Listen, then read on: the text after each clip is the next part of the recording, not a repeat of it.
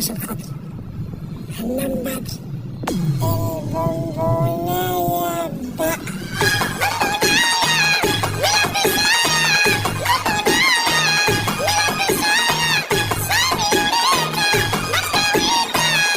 والسلام عليكم ورحمة الله وبركاته. ازيكم يا ابطال؟ عاملين ايه؟ يا رب تكونوا بخير. دايما معكم اسلام اشرف في فيديو جديد. فيديو النهارده طلب مني كتير اوي في الفيديوهات اللي فاتت، والنهارده هنعمل فيديو ده بطريقة سهلة وبسيطة. لو عايز تعرف تعمله ازاي بطريقة سهلة وبسيطة تابع معايا الفيديو للاخر. بس قبل ما نبدأ اي حاجة طبعا اذكروا الله وصلوا على النبي كده عشان نبدأ بداية زي الفل. وبس كمان متنساش اللايك والاشتراك في القناة وتفعيل زر الجرس عشان يوصلك كل الشروحات الجديدة اول باول. ولو عايز اي شرح اكتبه تحت في الكومنتات انزله لك في الفيديوهات اللي جاية. والصوت بتاع الفيديو ده هتلاقوه في جروب التليجرام، اللينك في الوصف. من غير كلام كتير يلا بينا. اول حاجه طبعا هندخل على الانستجرام عادي عشان نكتب على الصور بتاعتنا، وهندخل على الستوري ونضيف الصوره بتاعتنا اللي احنا عايزين نكتب عليها طبعا، ونبدا ان احنا نكتب مع بعض كلمه كلمه. اكتب باقي الكلام وارجع لكم تاني على طول. بس اهم حاجه ان انتوا كل كلمه تكتبوها تعملوا لها حفظ. وبس كده هكتبهم وارجع لكم تاني على طول.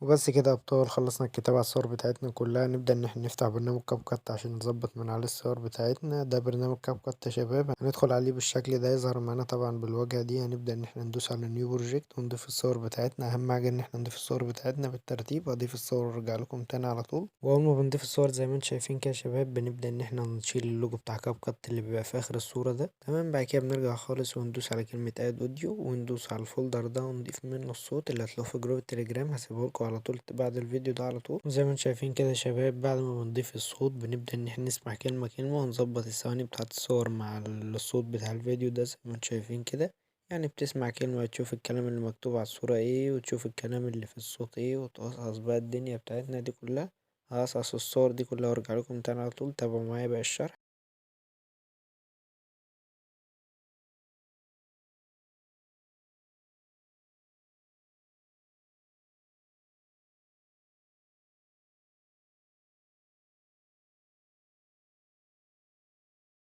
واول ما ظبطنا الثواني زي ما انتم شايفين كده يا شباب بنبدأ ان احنا ندوس على الفاصل اللي بين كل صورة وصورة. بيظهر معانا الافكتات دي كلها. بنمشي كده على اليمين وبنختار افكت اسمه بلاك فيد ونحدد الصور كلها وندوس على علامة الصح. وبعد كده يا شباب بندوس على اول صورة، بعدين نخش على انيميشن، بعدين نخش على كومبو. زي ما انتم شايفين كده كل حاجة واضحة قدامكم. كل دي افكتات وفلاتر تقدر ان انت تستخدمها في الصور بتاعتك. شوف المناسب معاك واستخدمه. انا استخدمت مثلا ببدل بين الخمسة دول. تقدر ان انت تشوف المناسب معاك واستخدمه. بس كده هخلص الانيميشن وارجع لكم تاني على طول.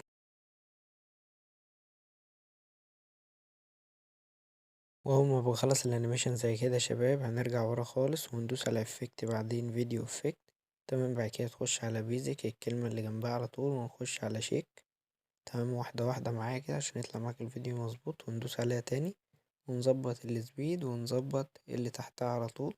خليها مثلا دي على 12 ودي برضه على 12. تمام. نظبطها برضه. انت شوف ده الاهتزاز بتاع الصور كلها.